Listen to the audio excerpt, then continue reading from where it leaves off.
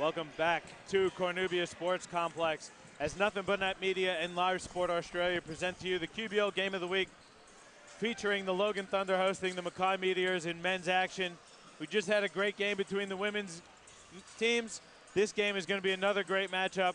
Mackay running away at the top of the table, undefeated at 9-0, while Logan trying to get back on track. They're only 2-5. They're sitting closer to the bottom of the table than they are at the top. But Dan, don't let the records fool you. This is going to be a tremendous matchup between two high-quality teams. It sure is, and I'm looking forward to it for sure. And I mean, Mackay, you're right, have an amazing record, but really tested last night against the Gold Coast, who probably showed one of their best performances of the year with Tori Craig. From what Cam Trigar was saying pre-game, Tori Craig just went bananas and looked like an NBA player, which has obviously been in the media lately about his desire to go over there and do that. But I mean, Mackay back up after that win last night and come up against a Logan team who look at the ladder probably, and from Coach Rucker all the way down to the end of the roster, think that they don't belong where they sit at the moment. And what better way to prove that to themselves and everyone else in the league than coming out with a win at home against the league leaders. So looking forward to a really competitive match and seeing what these two teams bring to the floor.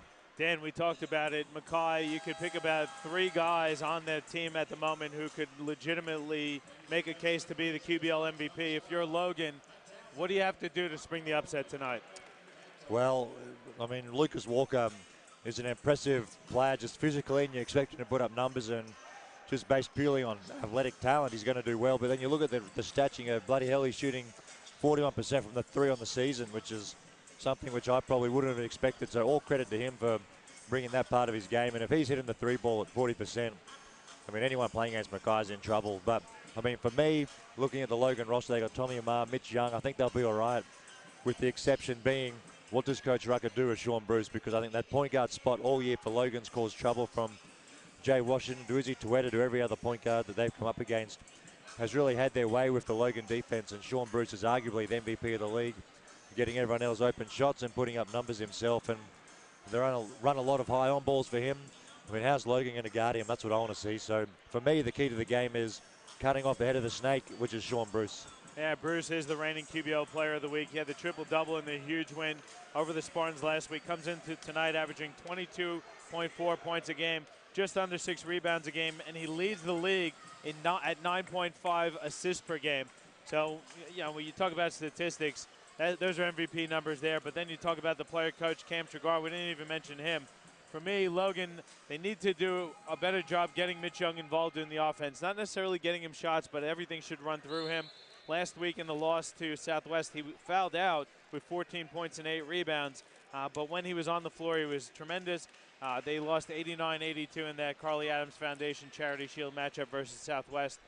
It's going to be a great game tonight. Quick predictions for me, Dan. Well, gee, it's a tough one. I'm going to sit on the fence completely, but it's hard to tip against an undefeated team. So I'm going to tip Sean Bruce and Lucas Walker to lead the way for Mackay to get a close win against a very, very competitive Logan team. Yeah, Luke Harvey gets the start over Cam Trigar, and he loses the tip to Keanu Post. So we're underway here. Mackay starts Matt Gange in the backcourt with Bruce, Walker, Harvey, and Cedar. Bit of a zone from Mackay. They're going to pack it in and dare him to beat him from the outside. Mick Cedar skips it. Bijan Johnson's three is off. And then Walker grabs the rebound. I think they were in a man there, John, and you see Lucas Walker and Mitch Young matched up. And, I mean, with Post and Harvey guarding each other, at least on Mackay's defensive end, that Walker-Young matchup's going to be one to watch. Cedar, Chris that time, nails the three. Great skip pass. And Cedar stepped right into it.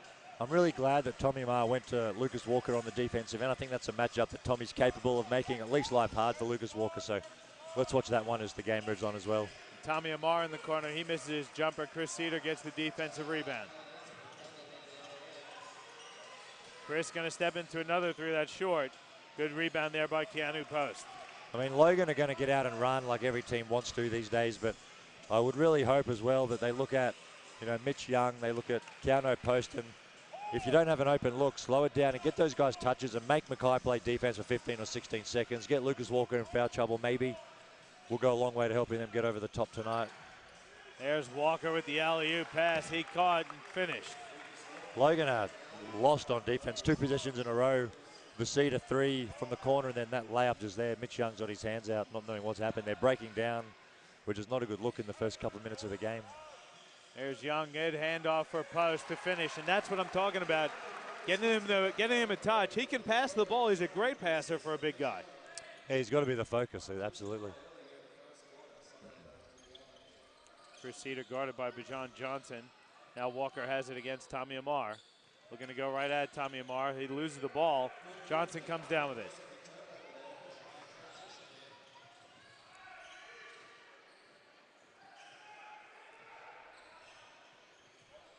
Johnson looking for the screen and goes inside to Post. Post looking to square up on Harvey. Loses the ball. That's a matchup that Post has to win. Watch out for the highlight. One hand alley-oop finish there by Lucas Walker. Great dish by Bruce. But I don't know which way it works. Is Lucas Walker getting the numbers because Sean Bruce is setting him up, or is Sean Bruce getting his numbers because you've got someone like Lucas Walker finishing? It's probably a bit of both, but gee, that's good to watch when you're sitting here at a QBL game and you've got that level of athlete finishing at the rim like that. Not easy to do, is it, Dan? Post loses it. Cedar comes up with it for Mackay, kicks ahead to Walker. Walker loses it, but throws it out of bounds off of Johnson.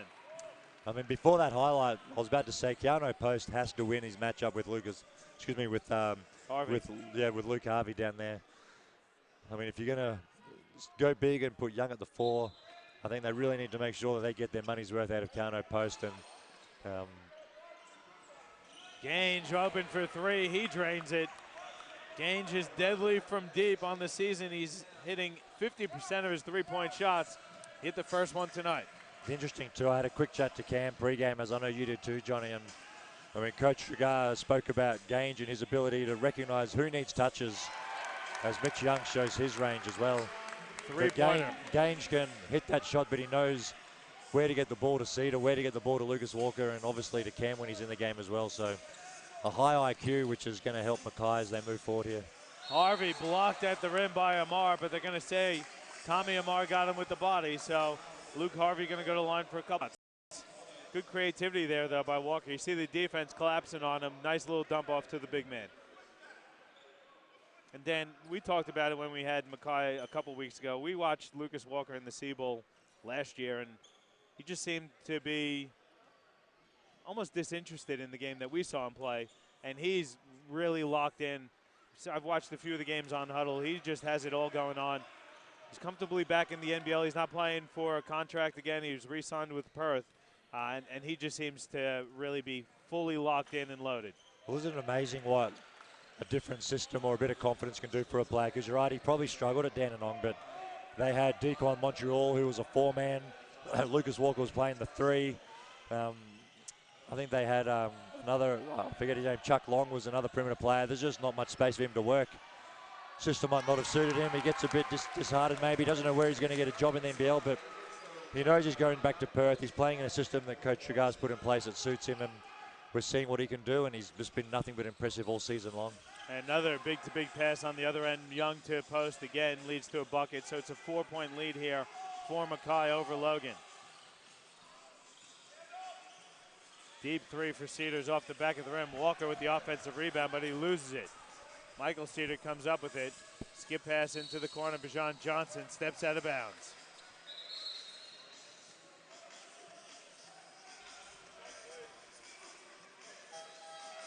Coach Trigar checking himself in. And it looks like Rasmussen also going to check in for Gange and Harvey.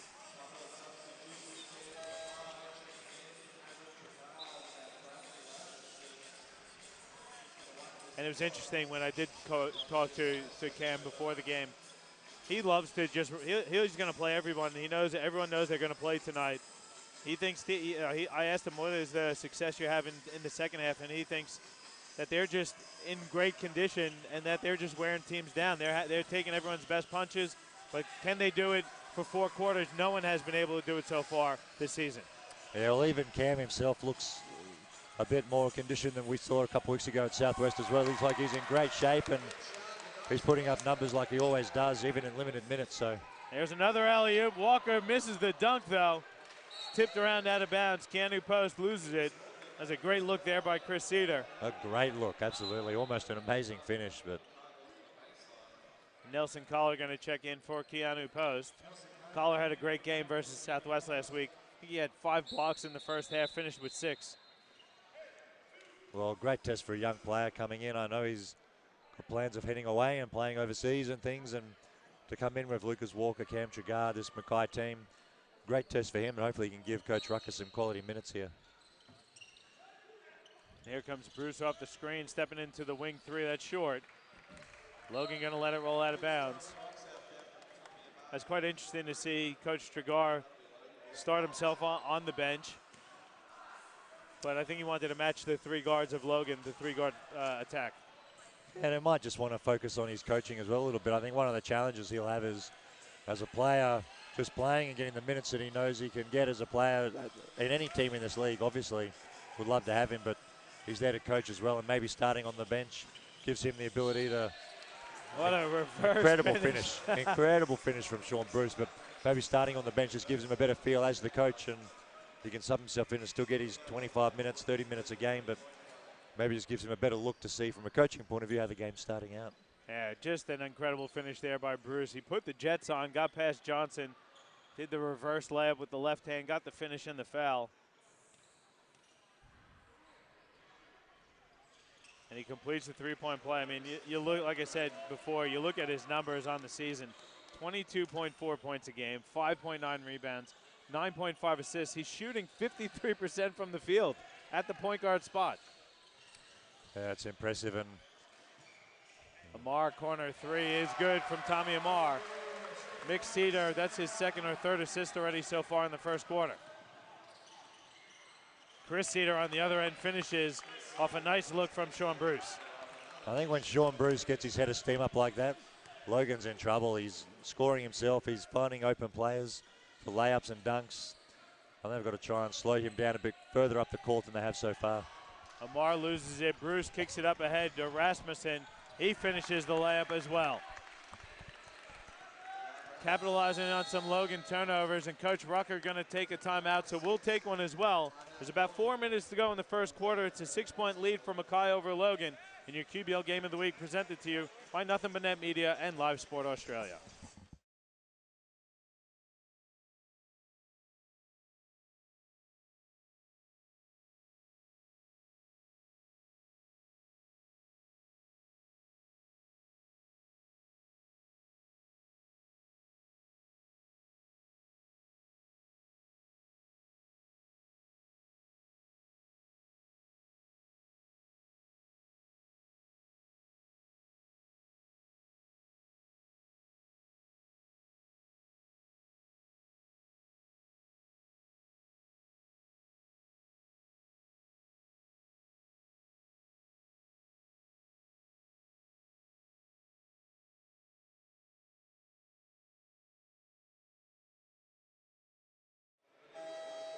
Back with you here at Cornubia Sports Complex. It's a 6-point lead for Mackay over Logan, 18-12 with 4 minutes to go in the first quarter. Taking a look at some statistics for you. Thing that jumps out right away for me, Dan. 7 Mackay field goals, 6 assists on them. Sharing the pill around, everything's leading to a bucket. And they're also capitalizing on some Logan turnovers. Logan's got 4 turnovers, and Mackay's got 7 points off of them already. Yeah, it's telling, and I mean, looking at this matchup at the moment, I would love to see the ball in Mitch Young's hands with Rasmussen and just force Mackay, to double team. Well, you said in the pregame yourself, John, they got to find ways to get Young touches. He might not shoot it every time he gets it, but he's at least got to get a touch. And if Rasmussen plays him 1-on-0, I think Logan liked that matchup. And if they force him to double team, which they probably will have to, maybe Sam Johns, Tommy Marceda, these guys can all get open looks. So hopefully Coach Rucker can find a way to keep Mitch Young engaged with a high volume of touches on each possession. Walker has it. He's guarded by Sam Johns. Dumps it off and loses it. Collar comes up with it. So good defense there by Johns. Leads to the turnover. Johnson, bullet pass to Johns, wasn't ready for it. There's the touch inside for Young. Goes right at Rasmussen. Flips it up and in, plus the foul. I don't know if there was much of a foul in that, but from Logan's point of view, foul or no foul, they get a bucket. And I think Mitch Young's going to get that all night long with that matchup. And if Mackay double team, like we said a minute ago, everyone else is going to be open. The defense will have to collapse in. So I mean, it works both ways. Coach Rucker and the team have to make sure he gets touches, but Mitch Young has to continue to demand the ball and present himself as well. And he does it. He did a good job. Waited. He looked to see if the double was there, recognized it wasn't coming, and went right at the defense. He's got 5 points here early, 2 assists as well. Excuse me, 7 points. Make it 8. 18-15 the lead for Mackay here with 3 to go.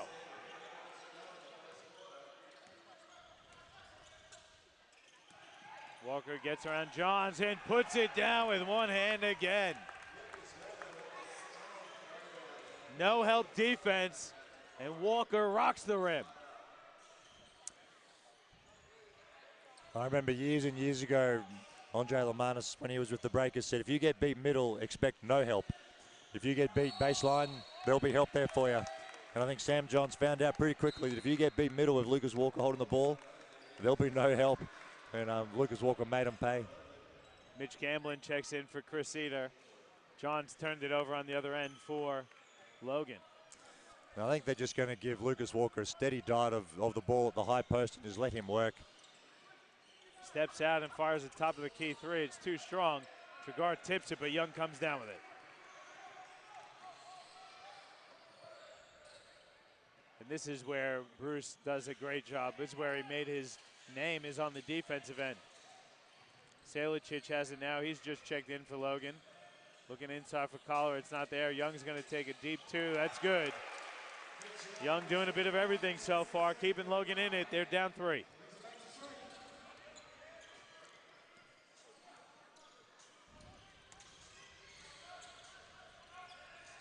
Bruce off the Trigar screen. Good look inside. Trigar flips it in.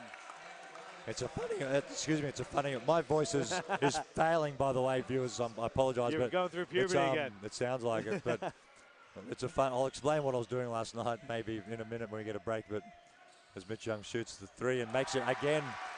But for Mackay, they set a funny on ball, and that most of the time, the big will come out and set on the left or the right side, but Mackay kind of set the on ball for Sean Bruce with the bigs back to the basket, which means he can pick whichever way he goes, and he's just running downhill at the defense, and good luck guarding Sean Bruce when he gets that sort of opportunity. Yeah, Bruce doing a good job running the show. Walker has yet to find his jump shot. Young kicks it out to Cedar. Cedar looking to work against Bruce. Double teamed. Finds Young again. Salicic gets in the paint. Skips it to Young. They got 5 on the shot clock. 4. Cedar has it. Gonna have to get something off. Gets it to Young, who flips it up. It's missed.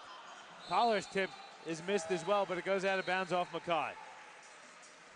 So we've got under a minute to go here, 22-20. Lucas Blykev's going to check in for Mackay, give Lucas Walker a breather. And Keanu Post going to check in and give Mitch Young a bit of a breather as well, as does Carroll for Mick Cedar.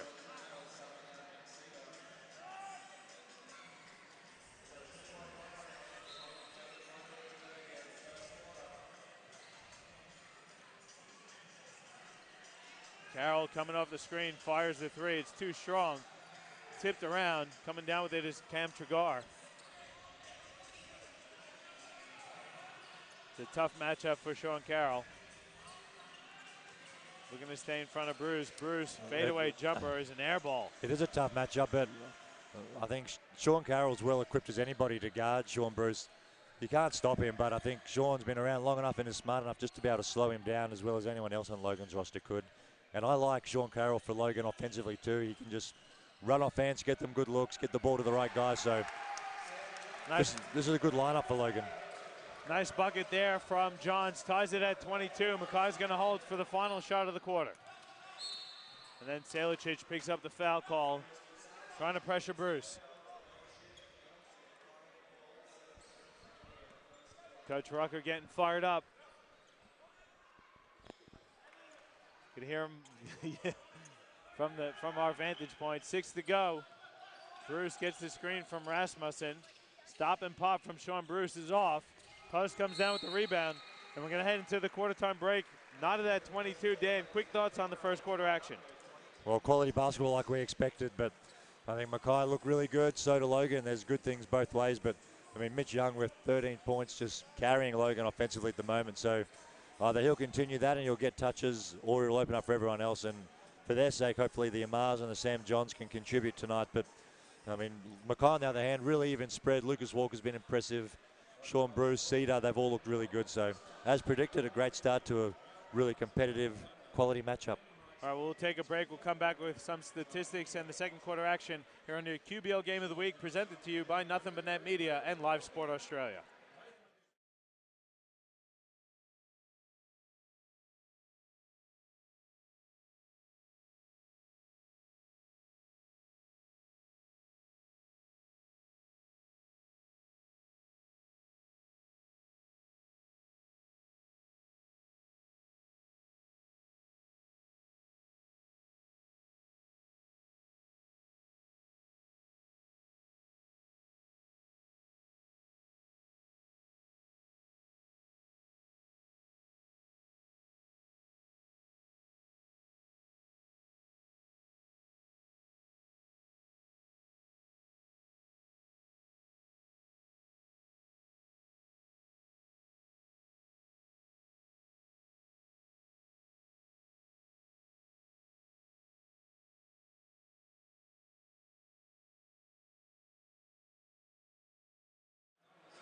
Back with you here at Cornubia Sports Complex. It's all tied at 22 between Mackay Meteors and Logan Thunder. Taking a quick look at some of the statistics, Dan, at the quarter-time break. Logan shot the ball 56% from the field. It did turn it over, though, 5 times, which led directly to 7 points off of turnovers for Mackay. Any other numbers jump out at you there, Dan? Oh, not really, John. It's all pretty even, as you would expect in a tied game after the first 10 minutes, but I just think as this game goes on, we often see a team maybe hang for a quarter or two, and then usually the class separates them. But hopefully that doesn't happen tonight from Logan's sake. I just think if they can continue to play the structured offense we've seen so far and keep turnovers low and control the backboard, they'll be right there all night long. And Cam Chagard doing what he does best, putting the ball in the hoop. He does get buckets. That's a great spin move on the baseline and a tough finish on the reverse. John's going to fire from 3. That's too strong. Well, Johns is a key player for Logan in that he plays a vital role, and if he does not play well, they're going to struggle to compete with the top teams in the league, in my opinion, just because they're going to have to get offense from somewhere else. And Cedar and Mitch Young and these guys are great, but the Amars and the Sam Johns, they're going to have to produce. And I mean, Coach Rucker can drop all the offenses in the world, but Sam Johns got to be able to knock those shots down, and hopefully for Logan's sake he can do that tonight. And Bruce on the other end got fouled, so he's going to go to the line for a couple of free throw shots. While he's shooting foul shots, I'll just explain very quickly. The Icon Cancer Foundation is this fantastic charity which I've been asked to be an ambassador for, having been a previous patient of Icon, and we had our first event for the year last night, and it's just a great event with Bill McDonald emceeing from Channel 7 News and a lot of other people, fairly well-known people in the room. And I gave a little talk about my cancer experience and probably spoke with about 90 people, and I wake up this morning with no voice at all, so I apologize. I'm doing my best Doc Rivers impersonation tonight. Very grainy and scratchy voice, but hopefully we can get through tonight's game without too many further high notes coming in. That's all right, Dan. It's all for a good cause, which is a great thing, and we appreciate you toughening it out and hitting the court for us tonight. Trigar likes the matchup with post, uses a few pump fakes. Going to take the jump shot, and it rolls off the rim.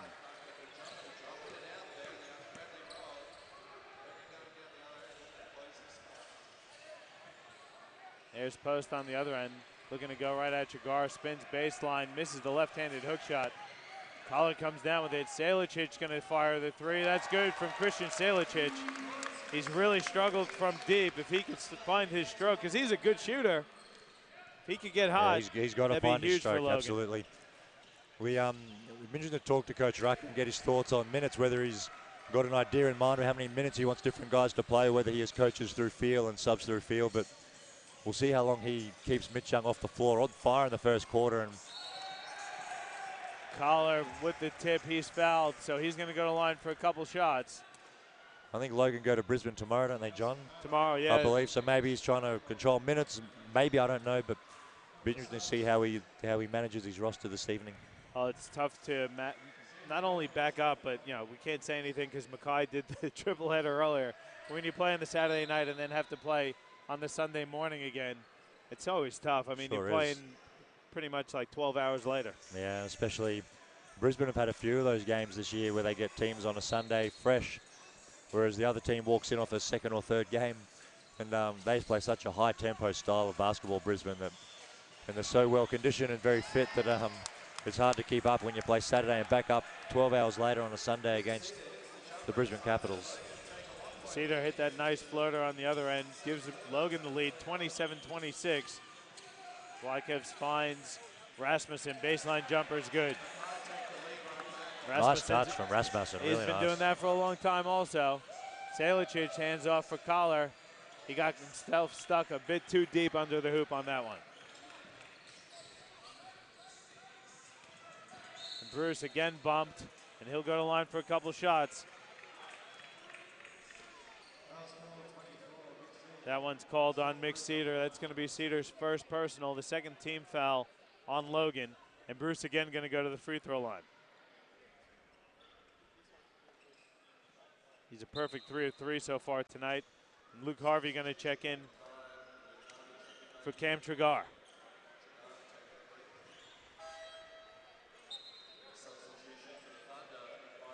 Collar going to take a breather, and John Johnson going to check in. So sub in a guard for a big.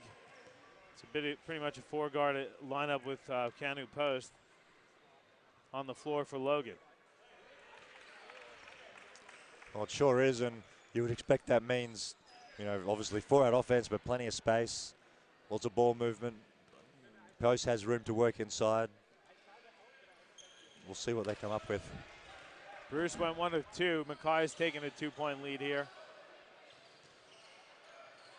Cedar going past Gamblin, kicks it out. Goldfinch pump fake, now back out to Cedar, top of the key 3.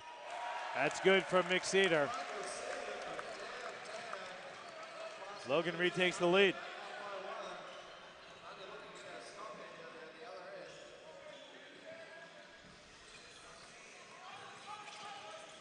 Harvey sets the screen. Bruce picks up his dribble.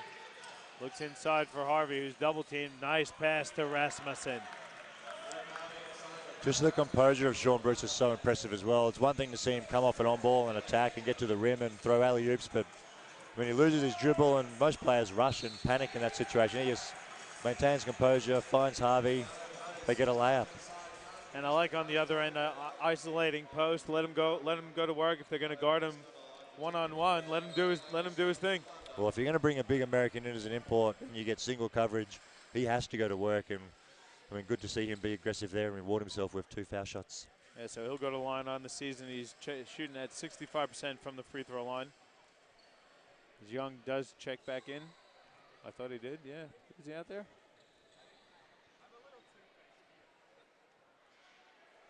I swore I saw him checking in. He's getting set to check in for Post, it looks like.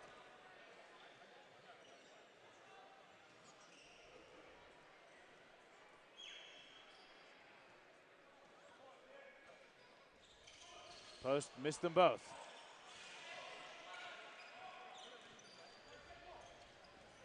(31-30) the lead for Mackay. About 6:40 to go in the first half.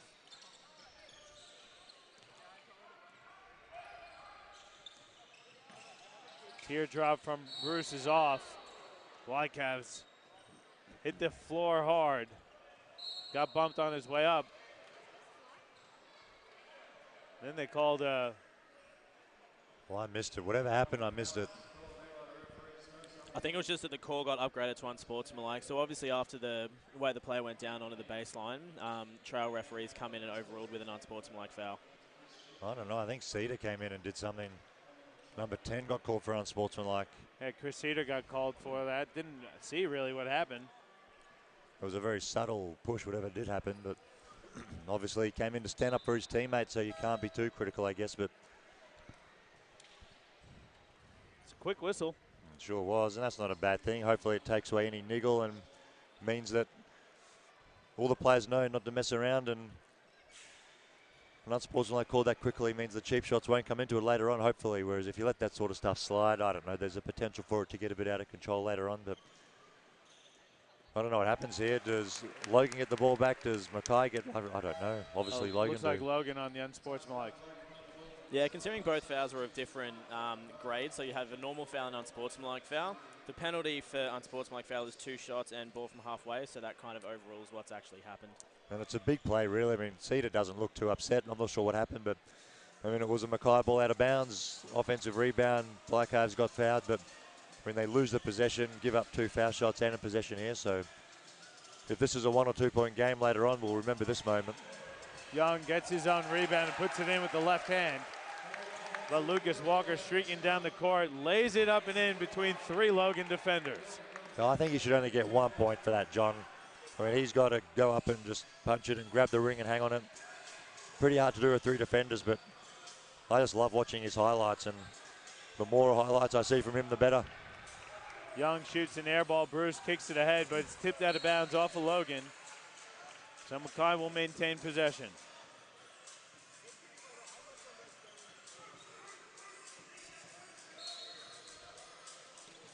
Cedar getting set to inbound for Mackay.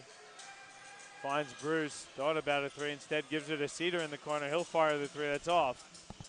Tipped out of bounds though by Chris Cedar, so Logan has it. We're all knotted at 33, we're just under 6 minutes to go in this first half.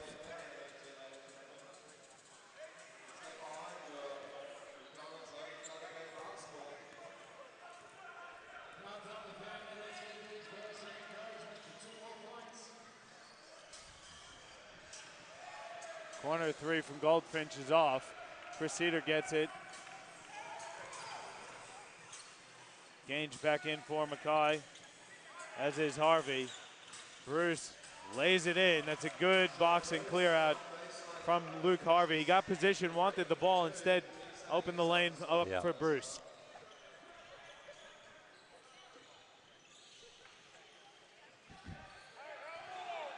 Bit of contact, Cedar goes inside, and Young gets called for 3 seconds.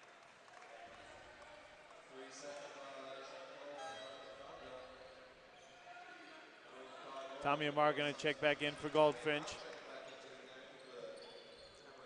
I mean, you can't argue with the 3-second call. He was in there for plenty of time, but I think he was saying, fellas, I've been open the whole time I've been in here, and had his man on his back, Mitch Young, and Logan have got to recognize that and get him the rock. Johnson guarding Cedar. Cedar goes away from the screen, leaves his feet, kicks it out for Bruce. There's 8 on the shot clock, and then Salicic steals the Bruce pass. Alley-oop pass, Young tried to finish, he's fouled, and he's going to go to the line for a couple shots.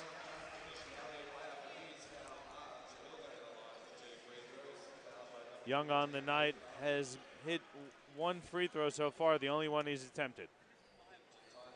Oh, he's been really impressive, and he's shown all the different skills, hasn't he? He's gone to the post and got to the rim and hit a 3 or 2, passed out of the post and found open teammates. He's been really impressive, as he always is, but I mean, equally, he's got 1 rebound in the minutes he's been on the court, so the more he can hit the glass and try and control Mackay's second opportunities, the better for Logan too, but offensively, geez, he's been really good.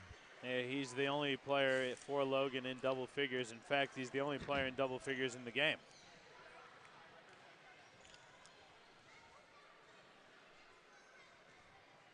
Young hits the first one, and that's exactly what you want to see from Mitch Young if you're working towards the when he's getting back for the Bullets. Wants to become more of an offensive threat. Wants to be able to make people pay. If they foul him, he hits 2 of 2. He's 3 of 3 so far tonight from the free throw line.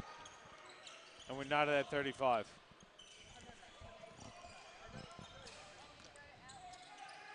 Gange, miscommunication with Walker. Cedar can't save it though. Goes out of bounds. Post going to get set to check back in. He's going to check in for Salicic. So here's that big lineup from Logan. Well, Coach Rucker's giving him all different looks, isn't he? He goes small with a post and 4 guards, and he comes back with, Keanu post and Mitch Young, which is obviously a really big lineup. So he's just making it difficult for Mackay to get any kind of rhythm on defense and really mixing it up. And Tommy Amar's a pretty big 3 too, so certainly got a big lineup out there at the moment. Johnson trying to find Young rolling to the basket. There's the double team, finds post for the 2-handed jab. And that's what I keep saying, let him create a bit. He's a smart player. He's got good passing skills. And the big to big, he's done a great job getting post involved in the offense. Yeah, he sure does. And we saw against Ipswich, I think the last time we had Logan online, the last time I was here anyway to see Logan, Gano post got 3 or 4 dunks, off a lot of them off Mitch Young feeds. So, I mean, Mitch Young at that high post is a great passer, and we see him hit the offensive glass there as well. Yeah, Mar misses. Mackay going to take a timeout as they're now down 4, 39-35. Guys, we'll take a quick break. We'll come back with more QBL basketball presented to you by Nothing But Net Media and Live Sport Australia.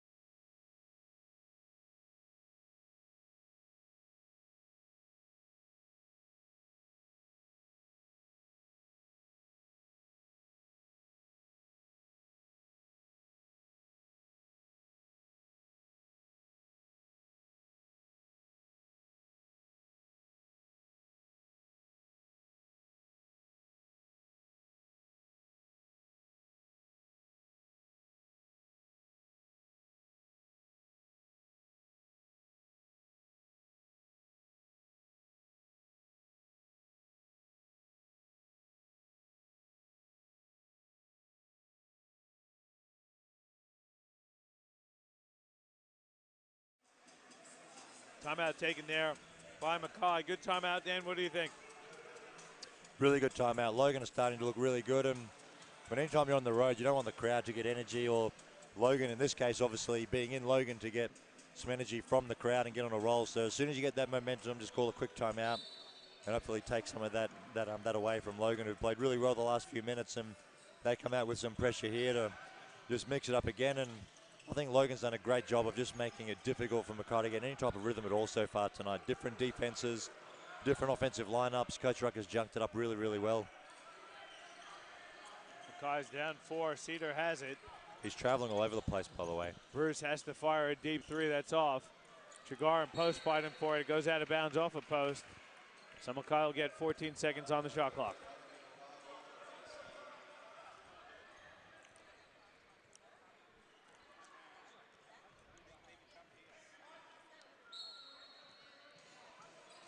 Inbounds to Walker. He loses it. Bijan Johnson comes up with it for Logan.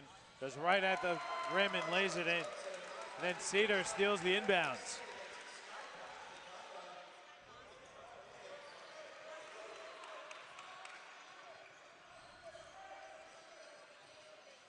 Here's Young setting the screen for Johnson. Johnson's going to fire the 3. It's good from Bijan Johnson. And the lead up to 9 now for Logan. Well, that's what Logan's been missing every time we've seen him play all year. Just that consistent effort and that consistent threat from the point guard spot. And Bijan Johnson's shown tonight on the last 2 possessions, playing great D, get a layup, come off an on-ball, hit a 3. That's what Logan did not have at the start of the season. Bruce is fouled again going to the rim, so he's going to go to line again for 2 shots.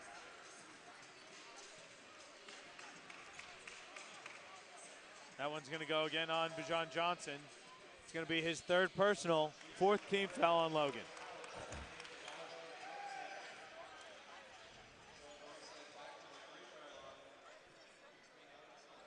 Bruce is making a living tonight here at the free throw line. This is going to be his 6th and 7th attempts already so far in the first half. It's the first.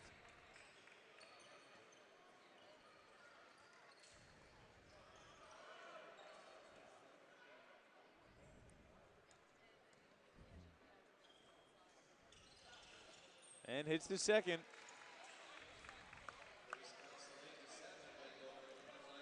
Bruce now into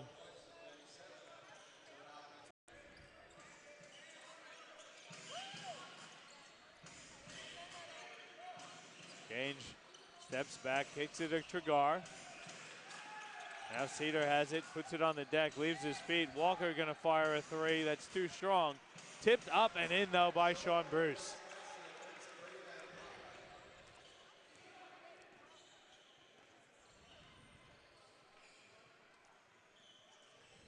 Carroll with a nice crossover. He's fouled on the floor by Sean Bruce. Brad Rasmussen going to check in. Matt Gaines going to get a breather. It's Bruce's first. Mackay, though, that's their fifth. So Carroll's going to go to the line for a couple of free throw attempts.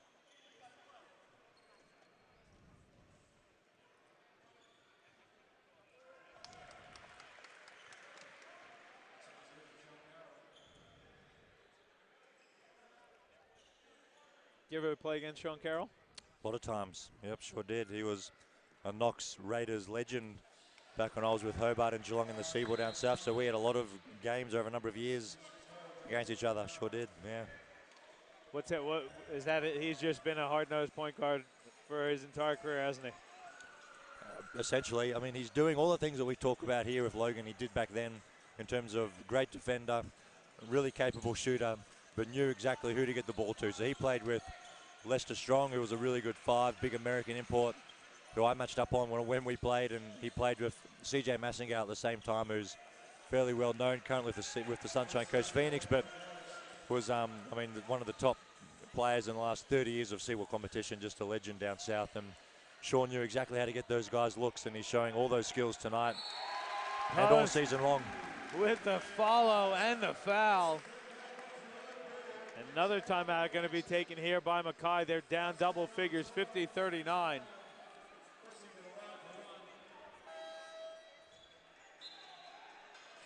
Timeout on the floor. We'll take one as well. A minute to go in the first half.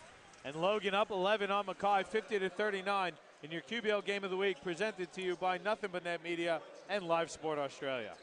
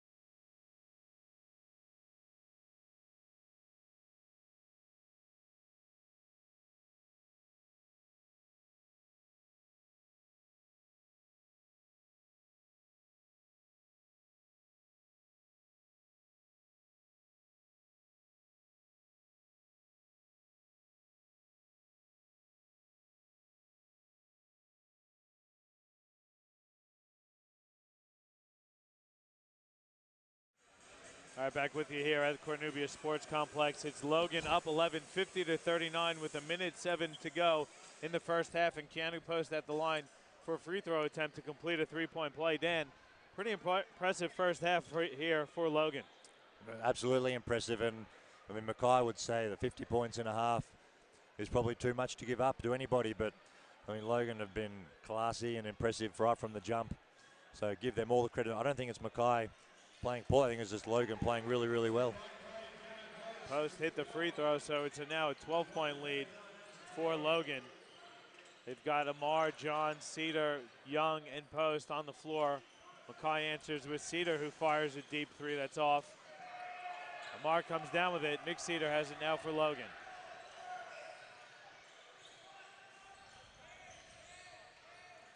Young putting it on the floor, kicks it out. Amar's open, top of the key, three is off. That would have been a big bucket. Yeah, and you'd back Tommy to make that shot more times than not, so that would have been a big one as Mackay answered with a, I thought that was goaltending, but. Chagar missed the bunny, which doesn't happen too often. Logan goes back inside, Post goes right at the defense. He finishes and the foul. Rasmussen picks up the foul. Keanu Post, he's had a great first half as well. He's got 11 now for Logan, and he'll have an opportunity again for a three-point play. He's had a really great second quarter. He had a couple of buckets off Mitch Young feeds in the first quarter, but I just felt, at least from our position, he didn't really have a huge impact on the game, but you cannot say that in the second quarter. He's been great. Defensively and offensively, he's made his mark as well.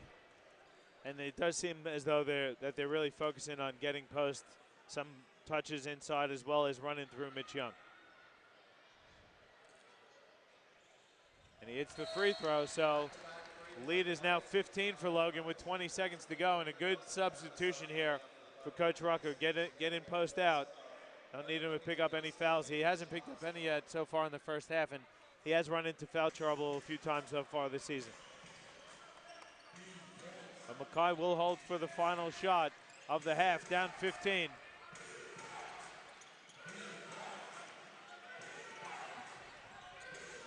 Throws up the alley-oop. Walker is bumped by Johns. That's going to be the 15th foul. Walker just pretty much leapt into Johns, and they're going to call Johns for the foul. That's going to put Logan in the penalty, and Walker is going to go to the line for a couple shots.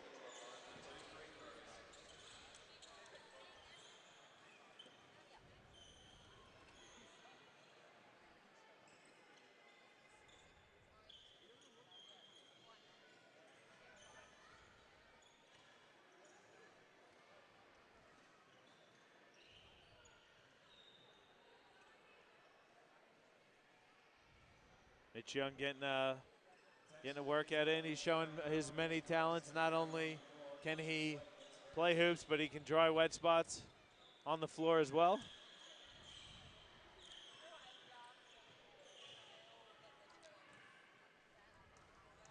Walker's at the line for a couple.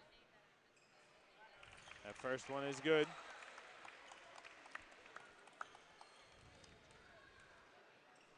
Second one is up. That's good as well. So Coach Rucker going to take a timeout. Let's keep it here, though, Dan. 6 seconds to go. Team up 13. 6 seconds to go into the halftime break. Who are you running it for here?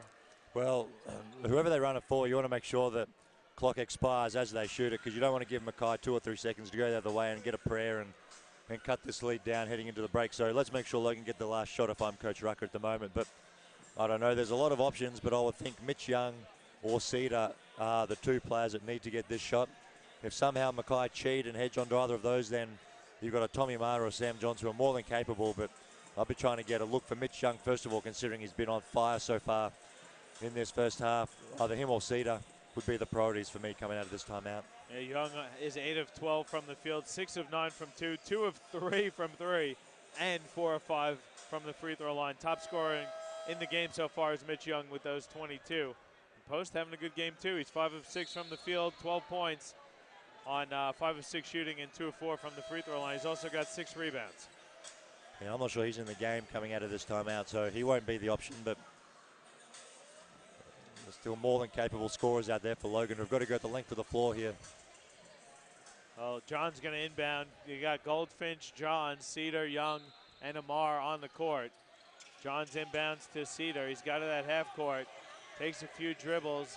Loses the ball, though. Johns has to throw up a wild one. It's on target, just a bit to the left of the rim. So heading into the halftime break, it's a 13-point lead for Logan, 54-41. Dan, your quick thoughts on the first half of action. What does Mackay need to do at the halftime break? What adjustments do they need to make to get back into it? Well, geez, Logan's been super impressive to me. They've looked great. I don't know, if I'm Mackay, I might just want to slow the game down a little bit and make this more of a half-court grind.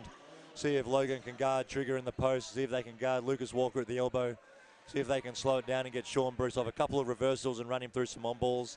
And just make Logan play defense, because at the moment, 54 points and a half is way too much for any team to give up it, especially a team coming off a doubleheader like Mackay are tonight. And Logan, they did have that great first half. What was it that stood out that helped them get to this 13-point lead, and what do they need to continue doing to get the W?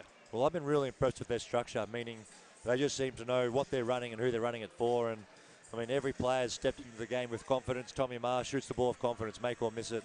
Sean Carroll comes in and knows who he's getting looks for. And obviously Mitch Young and Kano Post, to a lesser extent, have both been incredibly impressive and just had an enormous presence inside on the glass and in the post, which makes Mackay have to play a lot of defense, and they've made them pay so far. All right, well, let's see what happens in the second half. It is the halftime break.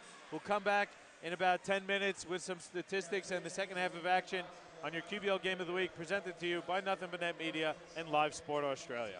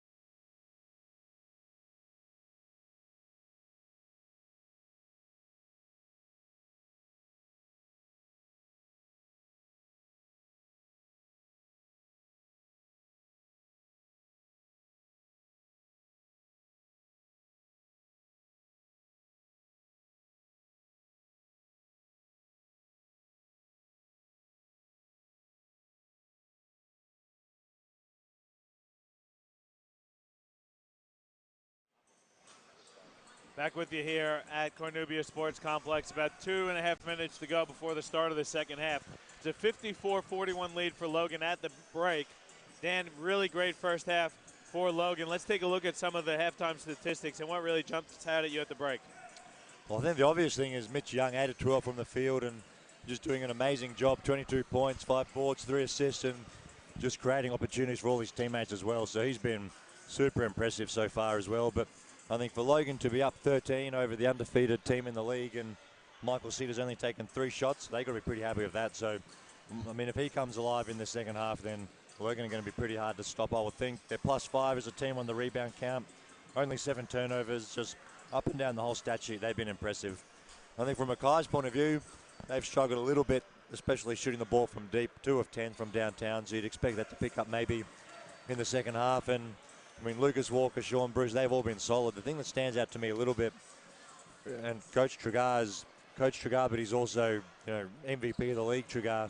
I think there might be a juggling act between him wanting to coach and play, but I mean, he's 2 of 8. I'd almost throw the reins over to the assistant coach, Wade, and just let him go to work and establish him as an offensive threat down low and just let him go and ball out, because I think his team might need him just to go and carry the load offensively, given what the inside players from Logan are bringing so far tonight. So we'll see what comes in the second half, but I'd love to see Trigger play, 15 minutes here and get himself plenty of touches and see what happens. To me, the statistic that jumps out is you see turnover-wise, both teams at 7. So there was a couple points in the play that it was a bit sloppy, but both teams tightened it up, and Logan was able to control the ball and put the ball in the basket. They did a good job defensively on Mackay, forcing them to stay at the perimeter. Mackay struggled to get inside a little bit, and I think, like you're right, that maybe they need to look inside, maybe get the ball to Walker on the post, or maybe Trigar at the block. Yeah, and I think the comment before we went to the break as well about let's just slow it down and, make Logan play defense off 2 or 3 reversals for 14 or 15 seconds, get some on balls with Sean Bruce, let him attack, let Trigger pick and roll, or whatever they do, just to make Logan play a bit longer defensive sets, and maybe that takes away some of the offense that we've seen out of the Thunder, because they've looked really, really good. Yeah, and they've done it in a great first half of action. Also for Logan, I got to give credit where credit's due. Canu Post had a great first half. He has, Didn't pick up any fouls, so he was able to stay on the floor and make an impact. He's got 12 points and 6 rebounds. He's 5 of 6 from the field. And again, they look to be looking for him, and they want him to contribute. And they need him to contribute if they want to be a contender in this competition.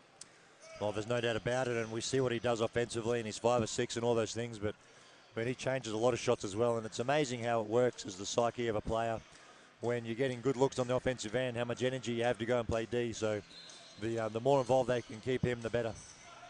All right, well, the second half is underway. Let's see if Logan can continue their hot first half, as there's an alley-oop, and there's a lot of contact. They're going to give that one to Lucas Walker as he met Young in the air. Young wants the shooting. They're going to say it's at the baseline, though.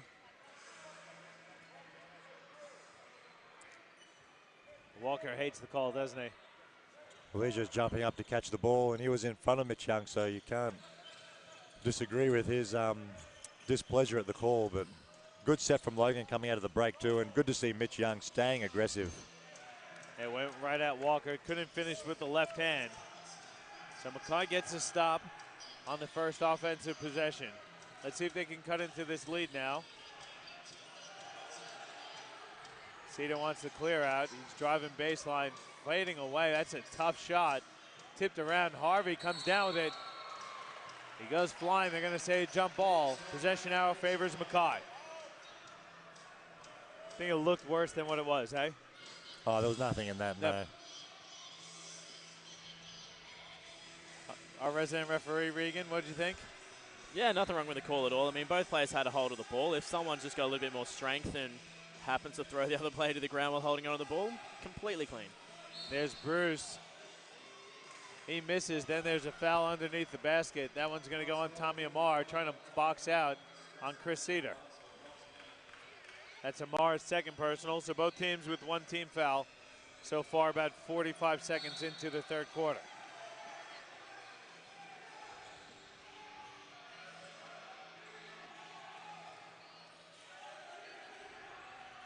Cedar driving baseline, picks up his dribble, kicks it out to Bruce. Bruce throws up another floater. That's a tough finish there from Sean Bruce. Super tough finish. And Carno Post is a big man, and when he was fully extended out, and Sean Bruce just with the giant killer just over the top of him. Great finish.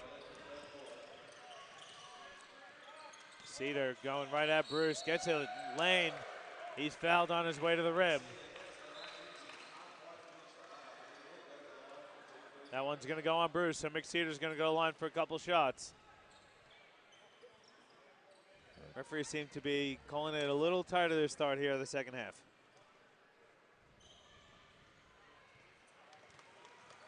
Cedar hit the first. As McCedar's first free throw attempt of the night. He's now at 6 points in total. Make it 7. 13-point the lead here for Logan over Mackay.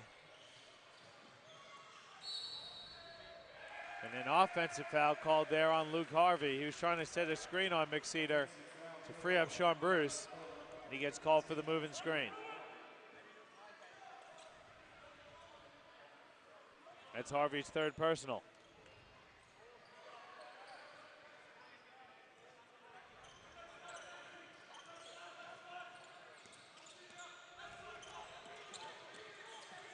Cedar puts it up high. Walker steals it though. Good read there by Lucas Walker. Oh, great read, and there's not too many players in the league that would be able to pick that pass off, but Lucas Walker's one of them. Cedar going to the rim. He's fouled as well.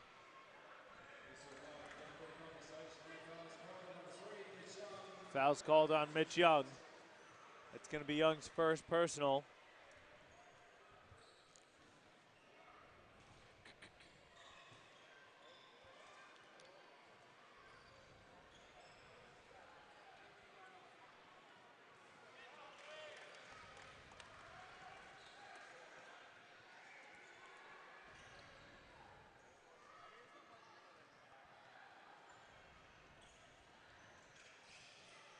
Cedar drained them both, so it's back to 11 now. Hasn't been much flow because the referee's blown the whistle a few times here. Neither team really, at the moment, able to get in sync.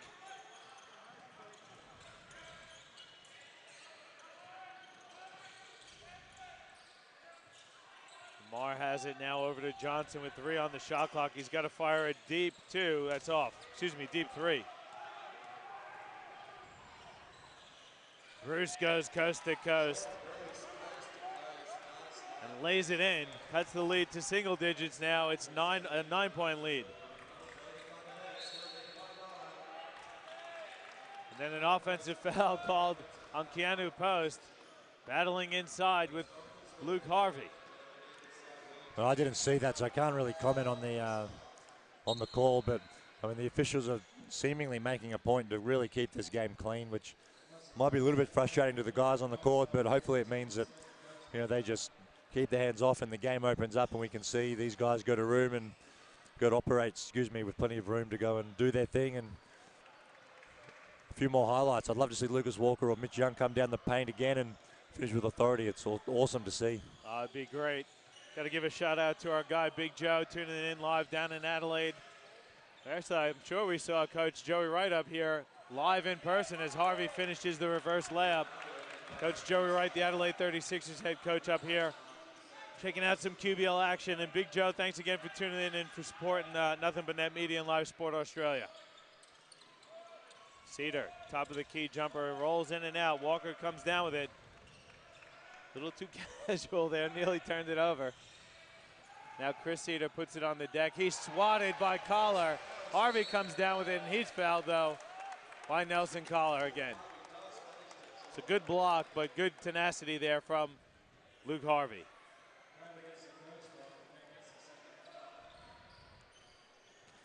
And you can just see Mackay just slowly chipping away as well, and I mean, getting the ball to the rim, getting to the foul line, just slowly closing this lead. And we haven't seen Trigger in the second half yet. He's probably a minute or so away, I would guess, from coming in for Luke Harvey. He's done a really good job here to open the third quarter, but I mean, we're set for a great finish here, fellas.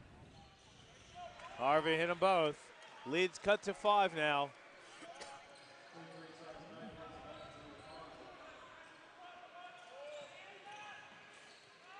Bijan Johnson working on Gage. Kicks it out, Collar. Back out to Johnson. Wing three is good.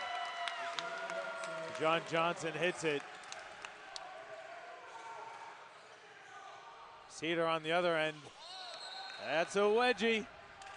My guys from the starters, they'd love to see that one. So what happens on that, though, when there's a wedgie? It just goes to jump ball. So nice and simple. So if Mackay had the possession arrow, it'd stay with them. Yeah, correct. So regardless of who took the shot or how it got wedged or anything like that, it just goes straight to the jump ball arrow, and whether it's a turnover or remains with the same team, doesn't matter. That's how the cookie crumbles nowadays.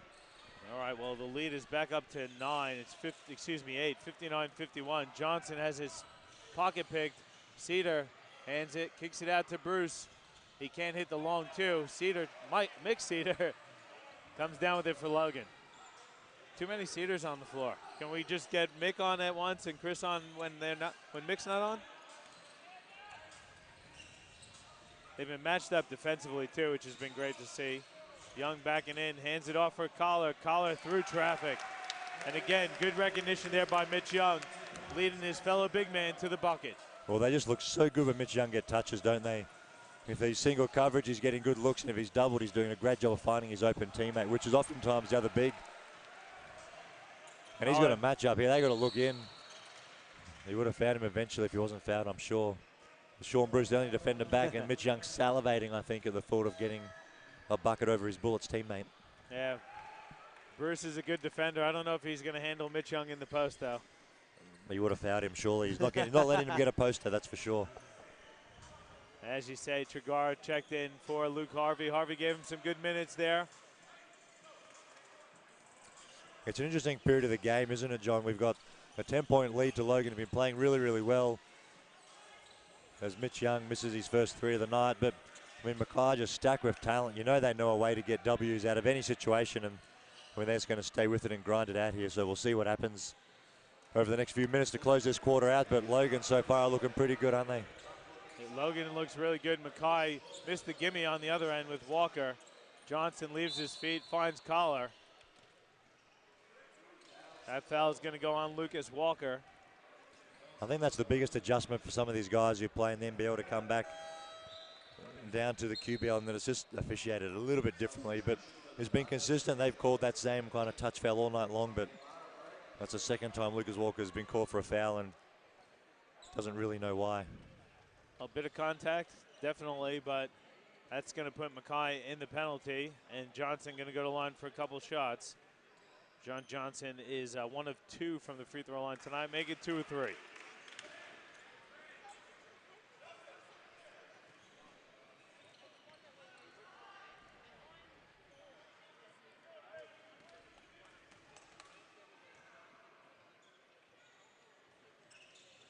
That one's good as well from Johnson. So lead back up to 12. So Logan did a good job weathering the Mackay storm and responding. Absolutely, I sure did. Cedar for 3, it's good. Mackay has struggled so far from beyond the arc.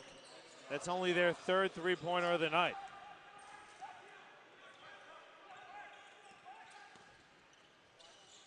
John's in the corner, his 3 is up. It's a bit too strong. Chris Cedar comes down with it. He skips ahead to Bruce. Bruce loses the ball. Goes out of bounds, though. They're going to say that Johns stepped on the line when he touched the ball, so it's going to stay with Mackay. It's a great job from Sean Bruce to save that possession. Just to your comment a minute ago, they've struggled from deep, only hit 3. You feel like it's just a matter of time, isn't it, with Bruce and Walker at 40% on the season and Cedar. You're going to start hitting from the deep pretty soon, you would expect. Walker nearly traveled, got the pass off in time to Cedar, whose jump shot's off. Young with a big defensive rebound there. Here comes Bijan Johnson. He's got speed for days. Mick Cedar deep 3 is too strong. Trigar tips it to Bruce.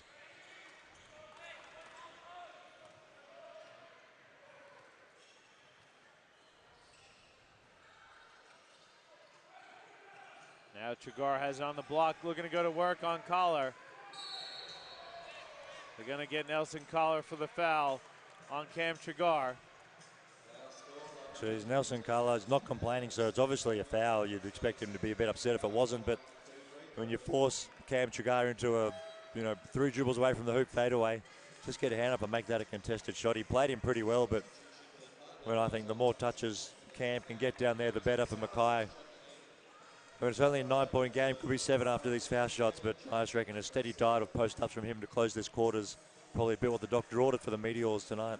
Yeah, well, Walker started off pretty hot, but he's quieted down, as has Bruce. Bruce has 16 points on the night, only 5 of 13 from the field, while Walker has only attempted 9 shots so far, and hit 4 of them for 10. Logan doing a good job, though, forcing someone else to beat them. They've done Absolutely. a pretty good job defensively. Yeah, they have been really good. I'll go back to what Coach Trigar said to me before at the half of the women's game. He said, can teams stay with them for all 4 quarters as Johns hits a deep 3? And that's going to be the true test. Can Logan put together 4 complete quarters to get the win?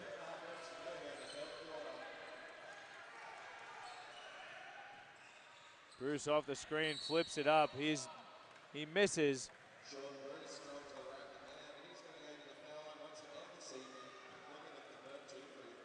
They're going to get that foul there on Mitch Young. Going to send Bruce to the free throw line. So even though Bruce is struggling from the field at 5 of 13, it's going to be his 8th and 9th free throw attempts of the night. Well, he's just got a really high IQ and a really smart player, and he knows how to manufacture buckets, and whether it's for him or for his teammates, he just does a great job. And I reckon that's why if you're handing out awards right now, we'd be pretty close to MVP of the league. You'd think the way he controls the show for Mackay, and looking at their record, it's no surprise that they're where they are with players like him in charge. But it'll be good to see the last 13 minutes of the game, what he does. How does he get Cam involved? How does he get Lucas Walker going again, who has been quiet since that first quarter where he looked really good? What are they going to do to get themselves going here? Because, they need to. They're down on the road, 8 points with a couple of foul shots to come. They need to do something here in a hurry, or else they're looking at their first loss of the season. Trigar got called for the foul on that one. Again, Young finding Collar inside. So Collar going to go to the free throw line for a couple shots.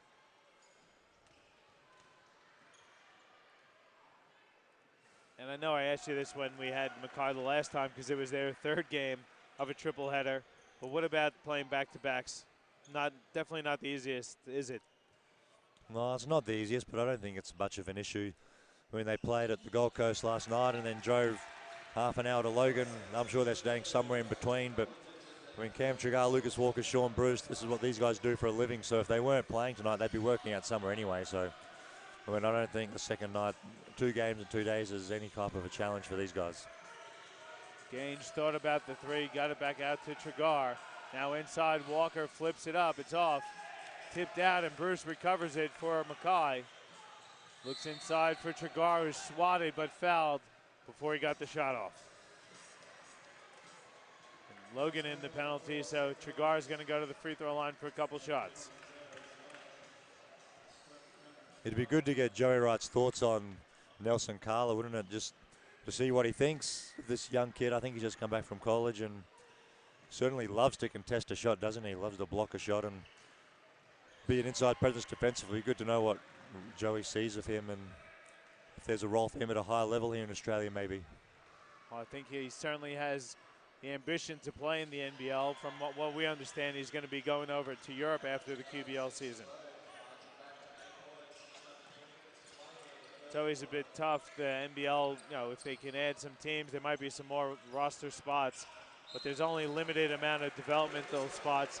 Quite a few guys are carrying over from last year, from what I know. Walker loses it out of bounds. That was an easy defensive rebound. He's disappointed in himself, so he gives Logan another offensive possession.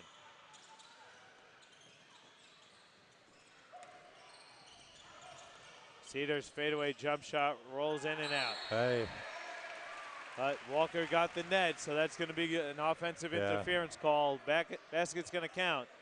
Well, it was obviously going to bounce out as well, so that's a big win for Logan on that possession because that ball was not going in, but it was the right call. Lucas touches the net, and that counts.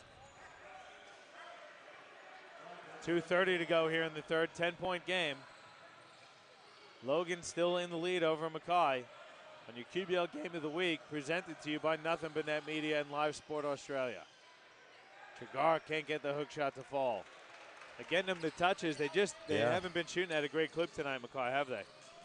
Well, no, they haven't, but I think Cam's like something ridiculous, 60% on the field on the season. So if he's going to go down to your first loss and he shoots, 4 of 15 or something like that, then I guess you just live with that if you're Mackay, because that won't happen very often during the season. Bruce inside to Walker. That was all Sean Bruce there, just pushing the pace and creating something out of nothing.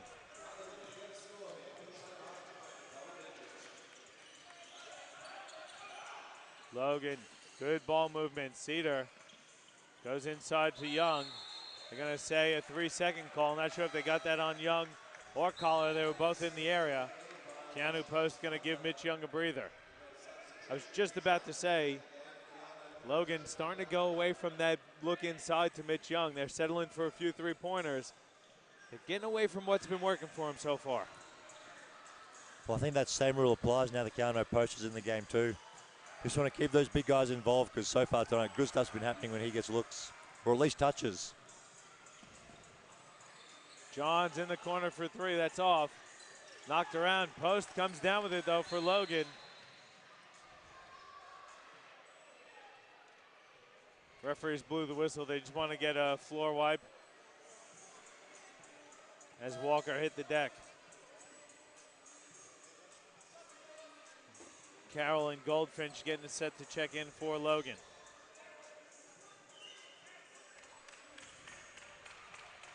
Cedar and Collar going to get a breather.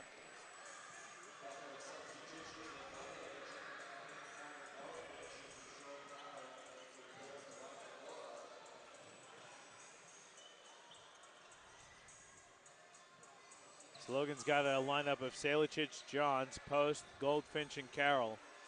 Mackay's going to answer with Gange, Bruce, Walker, Trigar, and Gamblin. Lucas Walker is doing an incredible job of buying himself some minutes here, almost like a timeout, just to catch his breath, as the floor wiper, who's incredibly cute and wonderful young player, comes out on the court, but not a very good floor wiper, and that he's a little bit intimidated, I think. So Lucas Walker takes a towel and buys himself a 3-minute timeout. Pretty clever.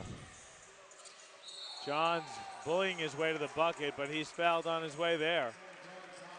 That's going to go on Lucas Walker. That's his 3rd personal foul. Nice aggressive take there by Sam Johns.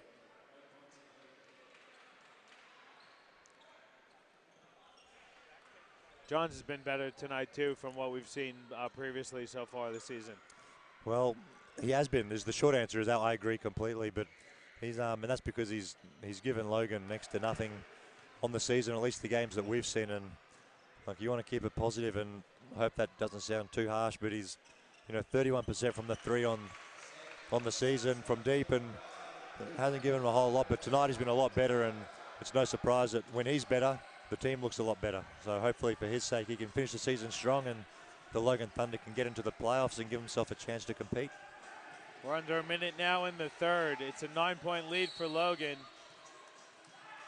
They're going to get Sam Johns on the foul. Walker not happy. He wanted the ball on the block. That's Johns' 4th personal. Tom Amar going to take his place on the court. It's 2 shots for Lucas Walker as Logan in the penalty.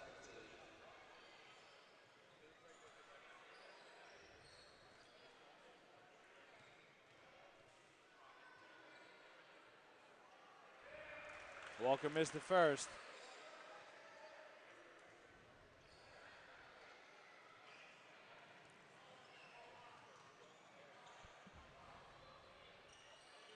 Second one rattles in for Walker. He's got 13 on the night. The lead is 8, though, for Logan. About 40 seconds to go in the 3rd quarter. Goldfinch in the corner. His 3 is way off. Bruce comes down with it. See if they go for 2 for 1 here. They're going to work the clock a bit. Walker's pass tipped. He tries to squeeze it through to Chagar, who catches and finishes with a reverse layup. I think overall that's a pretty ugly possession, but I mean, just the skill of Lucas Walker at the end to create something, and a great look, and then a great finish from Chagar as well. But when I was thinking, the more aggressive Lucas Walker can be in the post, the better it is for Mackay. He just needs to go to work down there and just back himself as the best player on the floor. That's the mentality I think he's got to have, and when he showed right there the skill that he's got. So we'll see what he does coming to the fourth quarter here, but just a highly talented player, and I've been really impressed just with his smarts as well, which has probably been the knock on him in the past. But I mean, all throughout this QBL season, he's shown he's a really smart player and knows exactly what he's doing out there. So it's good to see him go to work up close and personal like we're seeing tonight. Carroll splits the D, kicks it out. Amar from the wing for three is good. Big bucket there. Can Bruce get a shot off? He flips it up. They're going to say no. It hit the front of the rim. Tommy Amar with the three-pointer sends Logan into the break, up 9, 74-65, guys. That's the end of the third quarter. We'll take a break, and we'll come back with final quarter action in your QBL Game of the Week, presented to you by Nothing But Net Media and Live Sport Australia.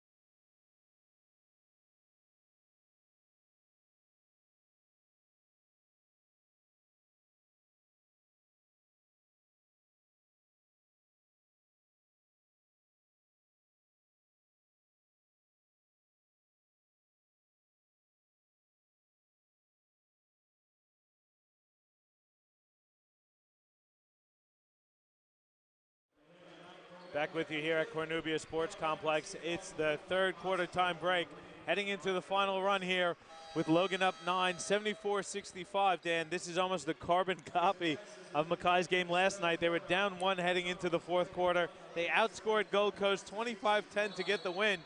Do you think they have it in them for the second night in a row? Does Mackay have a comeback in them? Yes. Well, the answer is absolutely yes, they do, looking at the quality of players they've got. But I think the difference is, for the Gold Coast, they've got Torrey Craig and then, you know, a bunch of guys that in fairness are probably not quite as good as Logan's supporting cast as well. So Logan have got a Mitch Young, who's probably their stud like Torrey was for the Coast last night. But Gano Post, Tommy Marr, Carroll Cedar, Selicic, Sam Johns. It's a quality team, and from what we've seen so far tonight, I would be surprised if Logan fall over. Mackay's going to have to go win this game. Logan aren't going to give it away. Hey, Logan's been great all night. Let's see if they've got another 10 minutes in them to hand Mackay their first loss of the season. Cam Chagar gets called for the offensive foul. Stuck the hip out there a little bit. Referees didn't like it, and they picked him up for it.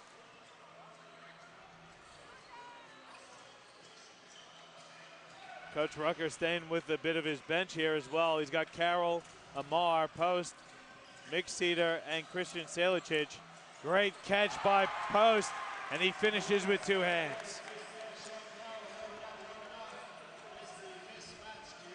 Walker looking to go at Amar in the block. Spins around him and lays it in with the left hand.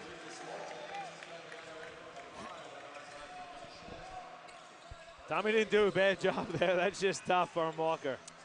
Oh, it's good defense, and it's just really, really good offense. So, I mean, you got to live with that. That's a tough shot, too, from Mick Cedar. Yeah, Cedar turning, spinning, fading away, and draining.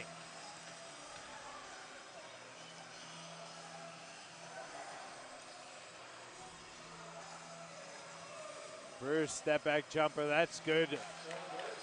John Bruce looking to get himself going. The lead is still 9 here for Logan. Can't trade buckets though, you gotta get some stops if you're a Mackay. Well, you got to get stops while Mitch Young's off the floor as well, getting rest. Cedars 3 is off.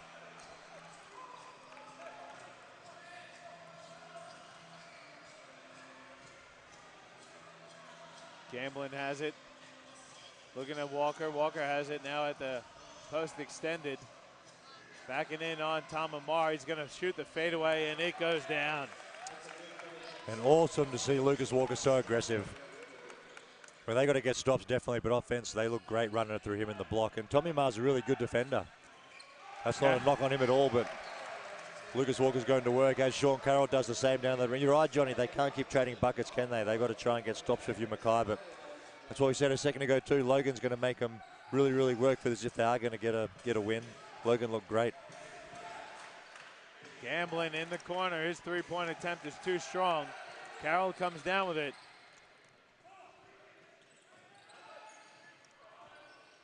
Cedar skip pass to Amar. Nice catch and save. Carroll's three is up. Too strong.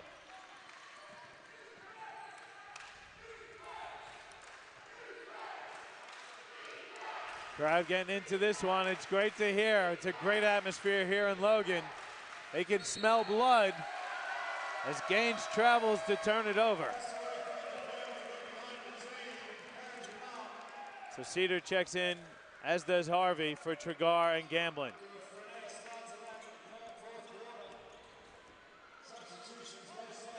John Johnson checks in, as does Mitch Young in post. And Carroll take a breather. Good start, good minutes there in the fourth from Carroll in post. Great minutes, absolutely.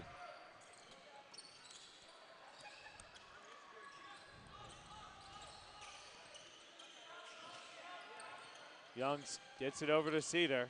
Cedar gonna stop and pop. That's in and out.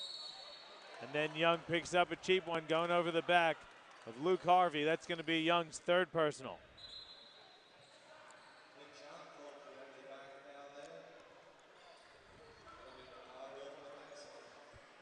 Good smart minutes though from Coach Rucker, getting Young a breather. Not letting him pick up his third until the fourth quarter. Yeah, I think Rucker's coached really, really well tonight too. Giving Mackay plenty of looks. They've run really good sets. Logan have looked really efficient offensively. He's done a great job. Gaines gets the screen. He's fading away. It's off. Young comes down with the board for Logan.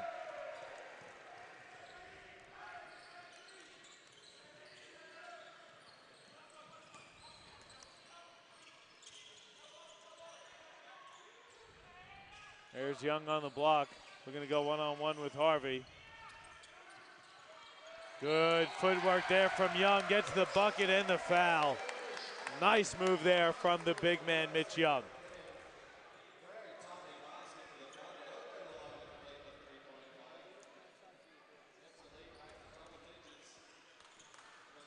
Back up to 11 now, 82-71 with 6:20 to go.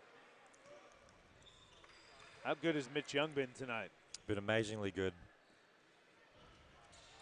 Hit the free throw as well. He's 4 of 4 from the line for the night. He's got 24 points, 7 rebounds, and 4 assists. Bruce, pull-up jumper, that's good. And that's where Mackay looks so good too. They set that high on ball. They almost have the big with the back to the bucket like we said earlier, so Sean Bruce picks which side he wants to come off, and when he gets going like that, get into the paint, and he's tough to stop. Skip pass, great ball moving here, leads to a Cedar three-pointer that's off. Good rebound from Luke Harvey. 10-point lead for Logan. 5:40 to go in the game. Bruce again gets the screen from Harvey. Mick Cedar going to get called for the pushing foul.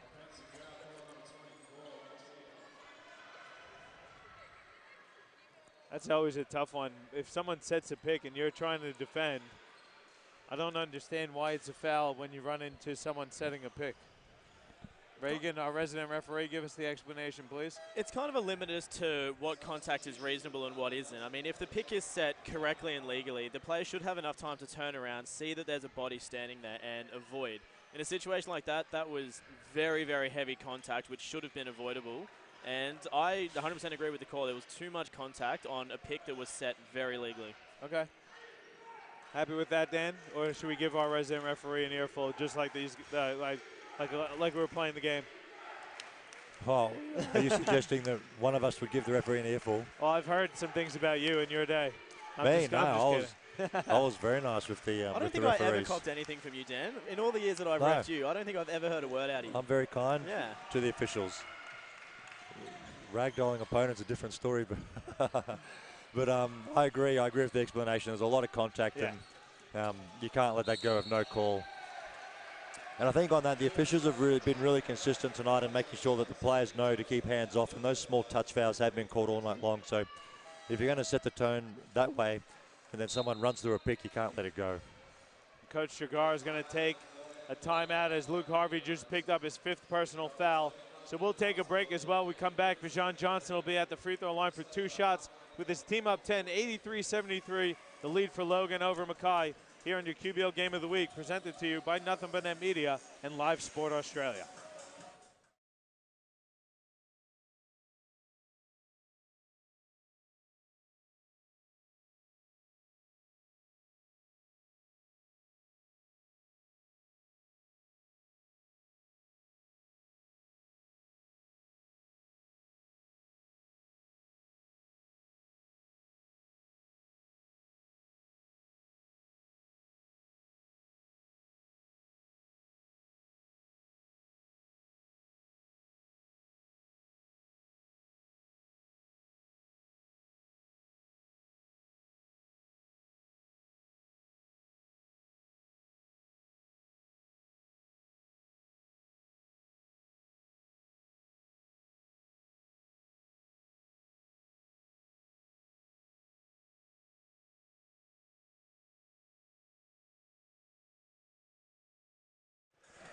All right, back with you here at Cornubia Sports Complex. 10-point lead for Logan, 83-73 with 5:13 to go in the game. Bijan Johnson going to go to the free throw line for 2 shots. Coach Chigar trying to get his troops over the line here. They're down 10 with 5 minutes to go, Dan. It's going to be a good finish. Well, the good thing about Luke Harvey fouling out is that it forces Chigar back into the game, so I think that helps Mackay potentially, though he's got 4 fouls as well, so if he picks up a 5th, they're in trouble. But I'm looking forward to it. You've got an undefeated team, loaded with talent, second night of a doubleheader, having been tested and pushed last night, pretty tough. I mean, what have they got? Let's see what they can come up with the last 5 minutes of the game.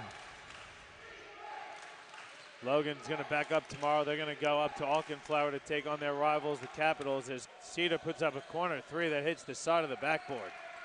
That was a good set play too. You could see what they were doing out of the timeout.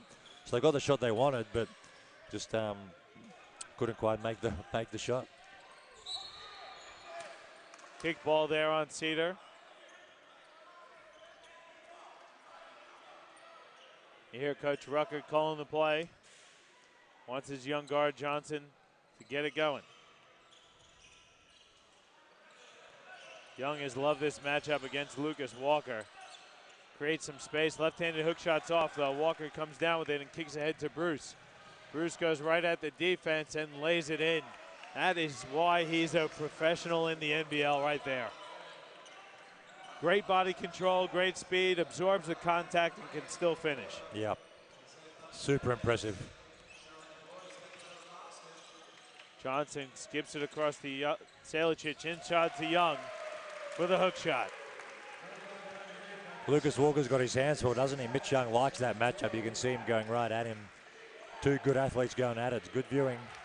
Whitecaps for 3 is off. Johnson chases it down. He's off and running now. Oh, bullet pass. Young couldn't catch it. He recovers, though. He double flips dribbled. it up. Collar tips it in, though. Referees didn't call it. There was a bit of controversy. It's now 14 points. And the clock is definitely not in Mackay's favor now. We're at 3:30 to go in the game. Bruce inside for Walker, who's fouled. Lucas Walker will be upset with himself on that too. That's an N1 3-point play all day, but give Nelson Carla credit, giving enough disruption on the shot attempt. But I reckon if they had that played 9 times again, Lucas Walker would be going to the line for 1. I thought he was lining up for the old tomahawk there. I thought he was going to as well, but again, give Nelson credit. He did enough to get in the way, but I mean, they easily could have been a poster dunk on someone else. So Walker hit the first. His team's down 13 now with 3:31 left in the game. Misses the second. Johnson gets the tip, and he is fouled by Sean Bruce. It's going to be Bruce's 3rd personal, the 4th team foul on Mackay.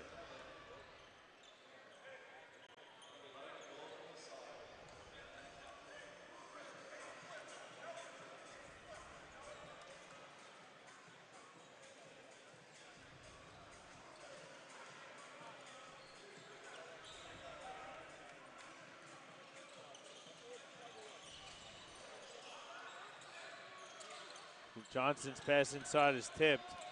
Chris Cedar tries to come up with it. Salicic has it with 6 on the shot clock. No look past the collar, who puts it down with 2 hands, but they're going to say he traveled. That was huge. You know what? That's worth a travel for a dunk like that. That was impressive. That was a great dunk.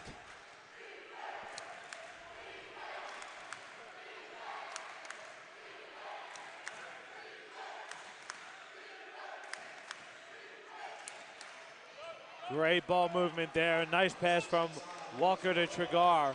Cuts the lead to 11 with under 3 now.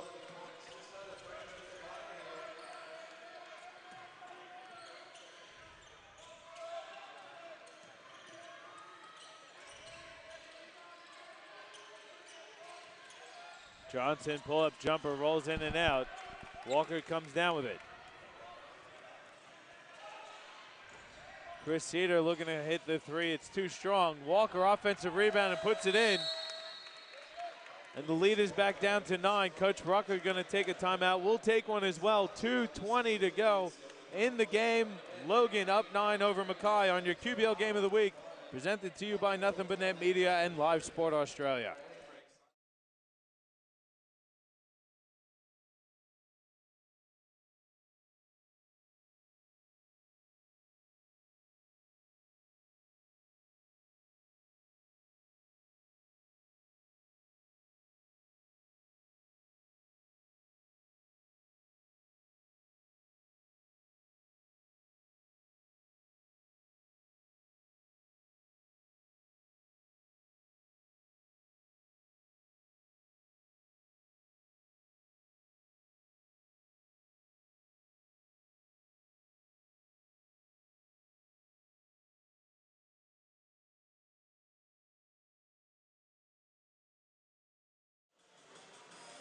Back with you here at Cornubia Sports Complex. It's a 9-point lead for Logan over Mackay with 2:26 to go. Coach Rucker took a timeout. Didn't like what he saw out there on the floor. What do you think he's telling his troops there in that timeout, Dan? Guys, we're 2 minutes 26 away from our biggest win. What's he saying to get him there? Well, they played 38 minutes of super high-quality basketball, so I mean, I would assume that he's just reinforcing whatever he drew up pregame and what their goals were, because they've executed whatever he wanted to the highest level tonight. So whether that was controlling turnovers, whether it was getting Mitch Young touches, whatever it was, he was sort of reinforced those points. And as we see, Sam Johns knocked out another big 3-point shot. That's a huge one, increasing the lead to 12. Yeah, and Mackay need a couple of quick buckets here or else they're looking at their first loss. Chris Cedar puts it on the deck. Floater is good. That's a good answer there from Chris Cedar. Cuts the lead to 10, though. Under 2 to go. Surprised we haven't seen any pressure yet from Mackay? A little bit. I think with 2 or 3 minutes left and a double-figure lead or a double-figure deficit, you got to pretend or at least consider to get up and down the floor. And well, they're now going to send Logan to the foul line with every single foul. So I think they do need to put on some pressure and try and speed this game up a little bit. Yeah, Bruce got called for the foul there on Mick Cedar. That's the 15th foul for Mackay. So Cedar's going to go to the line for a couple free throw attempts. So far tonight, he's 2 of 2 from the charity stripe. Team up 10, minute 40 to go. Dan, is it over? It's not over, no, but it's pretty close to being over. I think if Mackay can get a couple of really quick looks, maybe get themselves to the foul line, this next possession or two, they're a chance, but I mean, Logan would have to completely fall over and capitulate from here to give up this lead. So I don't expect it happening. I think Logan are going to get the win, but Mackay still a chance for sure. Chagar inside. Walker's jump shot is good. Still no pressure here from Mackay. Down 10, a minute 20 now to go in the game.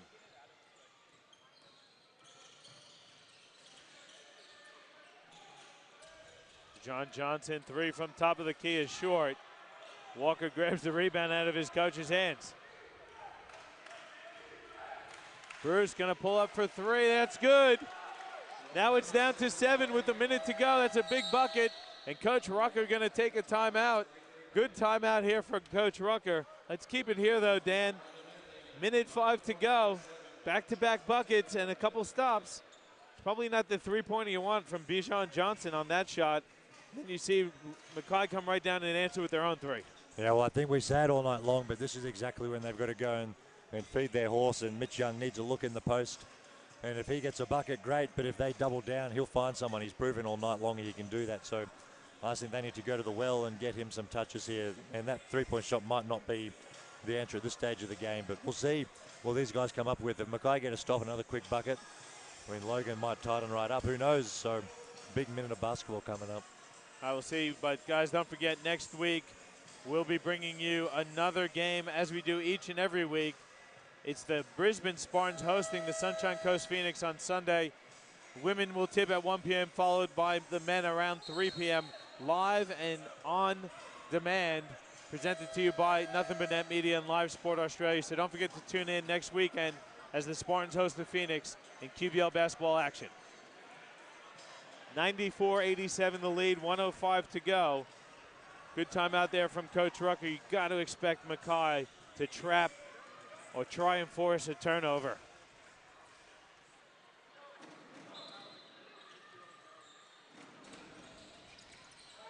The alley-oop pass is tipped, and there is the turnover. Walker comes up with it. That is a surprising out-of-bounds play from a timeout.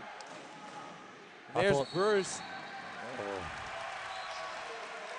Gets called for the travel. John's got his hand on the ball, forcing Bruce into the turnover.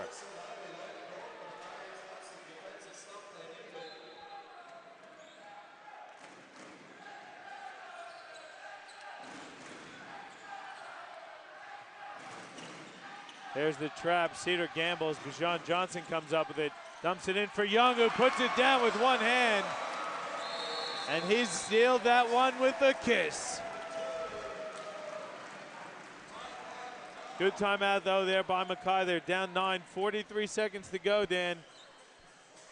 Mackay looking more and more likely to be picking up their first loss of the QBL season with 43 to go and down 9.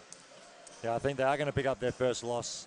And it's an interesting road trip too. We obviously didn't see the game last night, but from all reports, the Gold Coast, who have not been setting the league on fire by any stretch, really pushed them right to the end, or at least for 3 quarters, and they come in tonight and pick up their first loss most likely. So, I mean, the gap that everyone has seen between Mackay and the rest of the league might have closed a little bit this weekend. And from the other hand, Logan, who've probably been, if you talk to most observers of the league, one of the underperformers. We all pick them as, you know, top 4 finishers, and they aren't there at this point in the season. They show why we all thought they were top 4. They've got an impressive display of basketball tonight and show that they're not a forgotten force at all this season. And this sort of win can really propel a team as well to go on and really get on a roll here. So, I mean, really big weekend in QBL basketball like it is every week, but this has been a great game for a number of reasons. And I mean, Coach Rucker's got to be happy with what he's seen so far for 39 minutes and 15 seconds. And taking a quick look at some of the scores out of town, the Spartans men are over the Toowoomba Mountaineers 54-50. Don't see a score there for Townsville and Rocky. Gladstone leading Southwest 23-22. So could be a big win here for Logan if they can finish this one off. Bruce goes inside. Tragar flips it up and in. It's good. 7 points the lead. Inbound pass nearly stolen, but they're going to foul Bijan Johnson. Going to send him to the line for a couple shots. Johnson so far tonight is 5 of 6 from the free throw line. He's given them great energy as well tonight, I think.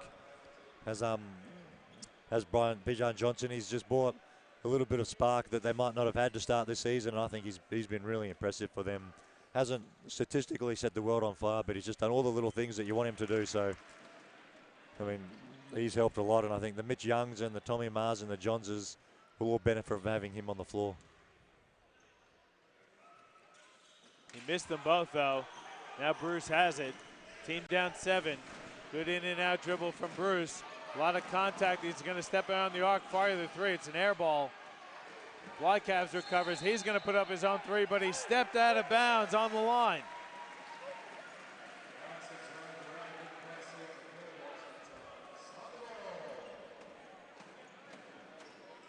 It's a tough one, too, because he drained it.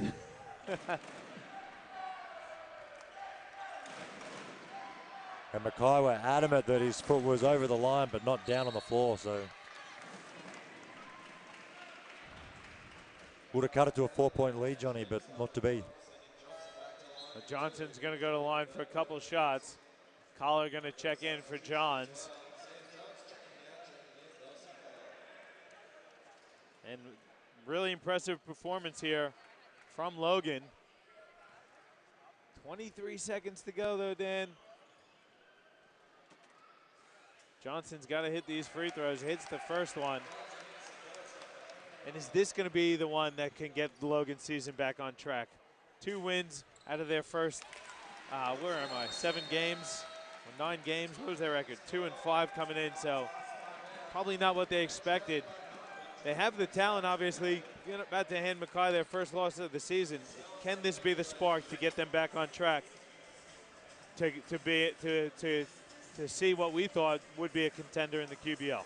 Well, it sure can, and I think they've proven to themselves that they've got all the pieces that you need to be competitive. So I think they've got great post play, and they've got now good perimeter play, and like we said, Johnson just brings that extra little bit of spark to their roster that they might have been lacking in the first week or two of the season. So they've got all the tools. Coach Rucker, I think, has coached a great game tonight and obviously prepared a really quality game plan and managed his roster really well. So they've got all the pieces there to go on and get going from this, but like every team, the key is consistency, and this win means nothing if they back up next week and don't bring the same quality effort that they've shown tonight. And what about Mackay? Obviously, it's always difficult to run the gamut and go undefeated. They got this far. Is it just a blip in the road, bump in the road for Mackay? I think so. I think they'll go back and look at the tape and find places where they could have been much better, but and we've spoken about the talent in the QBL and how good the quality of basketball is. So given that, it's pretty rare that a team's going to go undefeated for a season. It's highly unlikely to ever happen, given how good the league is. So, I mean, a loss or 2 or 3 on the season is not a big deal in the great picture of things. So I think Mackay will just move on from this and bounce back really strongly next week. But it's just a nice reminder to them that they've got work to do like every other team does. Cedar catch. He fires an off-balance 3. He hits it. That's the lead to 7. They're going to still foul here. And again, Johnson going to go to the line for, that's Mick Cedar.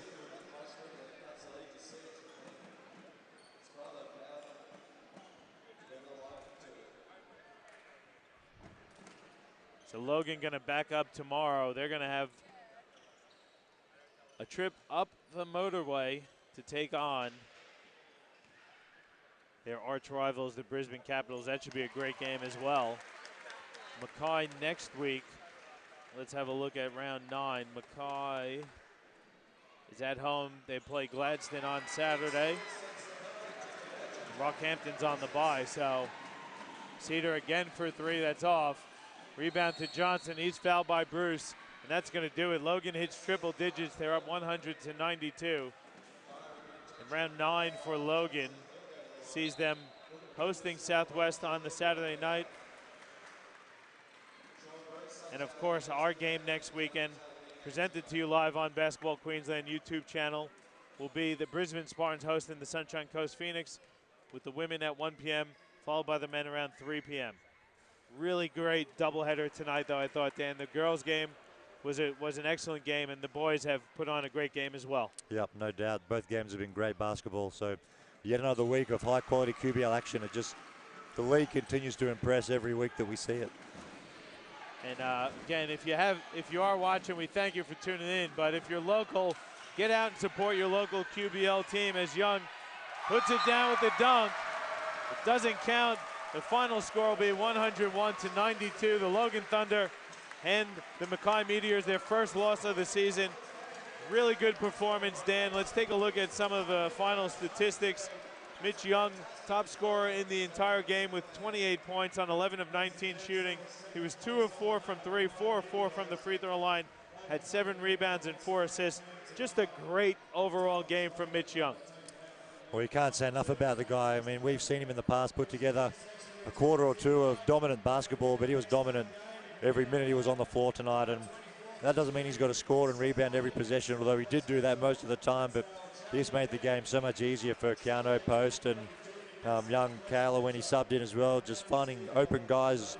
And when you've got a focus point like that, it just helps everybody else tune in. So, I mean, he was impressive tonight, but so was the whole Logan roster. I thought there was a lot of really good contributors, which led to them obviously picking up a really big win. Yeah, Bijan Johnson finished with 16 points, 4 rebounds, and 2 assists. Mick Cedar had 15 points, 4 rebounds, and 7 assists. And Keanu Post had 14 points and 7 rebounds. Probably his best game that I've seen him play so far in the QBL. Keanu Post? Well, I thought his game at Ipswich was impressive as well, but tonight, against the quality of opposition that the Mackay front court is, you'd say that was pretty close to being one of his best games for sure. And taking a look at Mackay, leading the way for them was Sean Bruce, 27 points, 9 rebounds, 9 assists. Lucas Walker finished with 22 points. He had 10 rebounds and 5 assists as well. Chris Cedar, 15 points, 4 rebounds. Cam Trigar had 14 points as well. But what can you say? Logan, it was their night. They started off well. They were able to keep composed when Mackay responded and hit them back. They cut the double-digit lead down to about 5, and Logan answered right back. Really, really sober performance. I was really impressed by Logan tonight. Yeah, I agree. Great performance, and what a great way to reward the home crowd. All right, well, that's going to do it for us here. So once again, I would like to thank Chris Eber on the camera, Regan Baker on the production panel. I've got to thank James Bowman from Australian Sports Network for all of his amazing graphics work tonight. Dan George in the commentary booth, and myself, John Guarna. Thanks, everyone, for tuning in. Don't forget to tune in next Sunday, 1 and 3 p.m. as the Spartans host the Phoenix on your QBL Game of the Week, presented to you by Nothing But Net Media and Live Sport Australia.